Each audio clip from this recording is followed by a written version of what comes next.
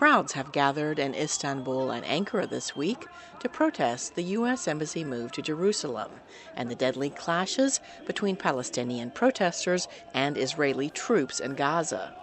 Turkey recalled its ambassadors from Washington and Tel Aviv, and Turkish Prime Minister Binali Yildirim condemned both the killings and the U.S. response.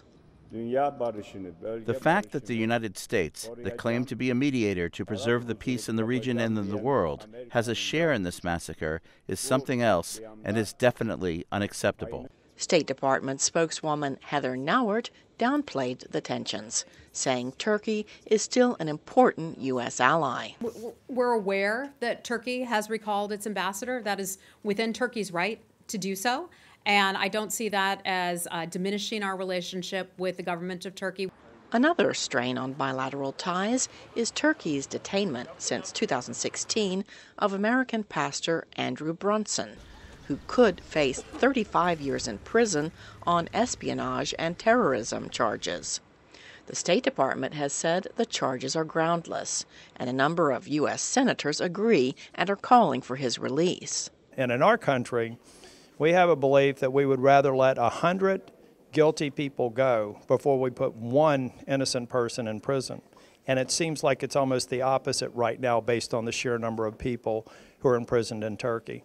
President Donald Trump has also called for Brunson's release, and Ankara is increasingly facing accusations of hostage diplomacy. So it seems that the relationship is purely transactional, and it has some motives of trying to extort concessions from the United States and the European neighbors. That is not a basis for the future, and if that attitude continues, it will be detrimental for Turkish national security, for Turkish economy, and also for Turkish standing in the region and in the broader world.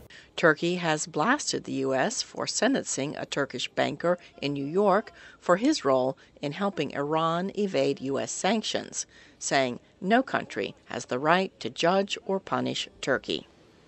Cindy Saine, VOA News, the State Department.